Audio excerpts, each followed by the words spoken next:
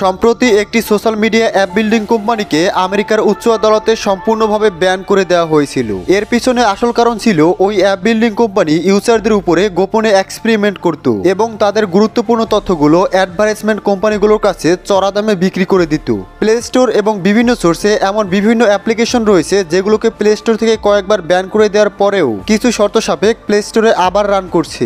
যেমন ইউসি ব্রাউজারের কথাই বলা যায়। 2011 সালে প্লে স্টোর থেকে ইউসি ব্রাউজারকে সম্পূর্ণভাবে ব্যান করে দেওয়া হয়েছিল।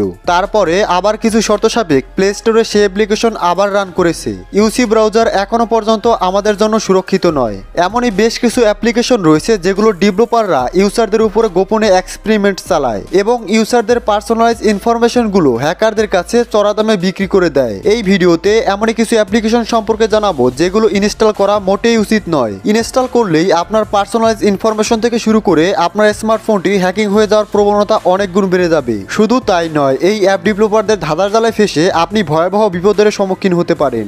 Number 1, wifi apps.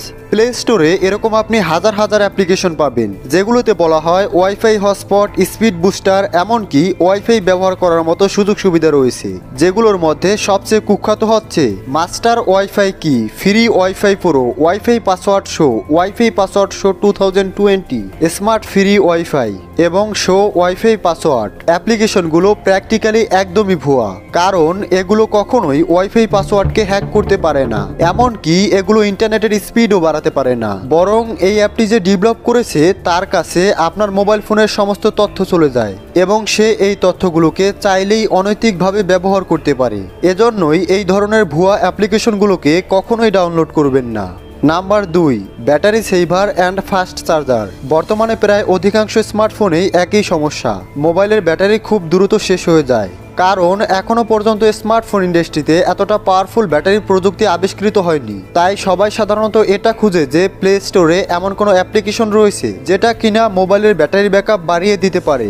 এছাড়াও এমন কিছু অ্যাপ্লিকেশন রয়েছে যেগুলোর সাহায্যে মোবাইল খুব দ্রুত চার্জ হয়ে যায়। দুঃখজনক ব্যাপার হচ্ছে এরকম কোনো অ্যাপ্লিকেশন নেই যা সত্যিই মোবাইলের চার্জ দ্রুত বাড়াতে পারবে বা চার্জ কমে যাওয়ার হাত থেকে মোবাইলের ব্যাটারিকে সুরক্ষিত রাখবে। বিশেষভাবে ডিইউ ব্যাটারি সেভার এবং ফাস্ট চার্জার, এই দুটি অ্যাপ্লিকেশন প্র্যাকটিক্যালি একদমই ভুয়া। এই অ্যাপ্লিকেশনের সব ধরনের ফিচার সাধারণত ফেক হয়ে থাকে।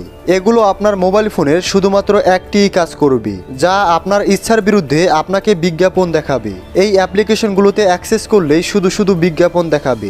এসব ভুয়া অ্যাপ্লিকেশন ডেভেলপ করার পিছনে ডেভেলপারদের ভয়ঙ্কর কোনো উদ্দেশ্য থাকতে পারে। এই সব ডেভেলপাররা যা কিছু করতে পারে আপনার পার্সোনালাইজ ইনফরমেশন অ্যাক্সেস করে অন্য কোনো হ্যাকারদের কাছে টাকার বিনিময়ে বিক্রি করে দিতে পারে। নাম্বার 3, অপটিমাইজার অ্যাপস, যেমন ক্লিন মাস্টার, সুপারফোন ক্লিনার।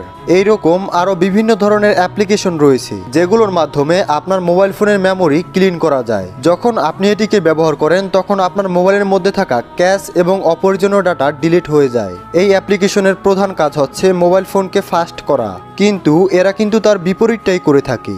উল্টো এই অ্যাপ্লিকেশনই আপনার মোবাইল ফোনকে স্লো বানিয়ে ফেলবে, কারণ অ্যাপ্লিকেশনগুলি সবসময় আপনার মোবাইল ফোনের ব্যাকগ্রাউন্ডে অ্যাক্টিভ থাকে এবং সবসময় রান থাকার কারণে আপনার মোবাইল ফোনের ব্যাটারিকে ধীরে ধীরে কমাতে থাকে। এছাড়াও এটি অটোমেটিক ইন্টারনেট কানেকশনের সাথে সংযুক্ত হয়ে আপনার মোবাইল ফোনে বিভিন্ন ধরনের অ্যাড দেখাতে থাকে।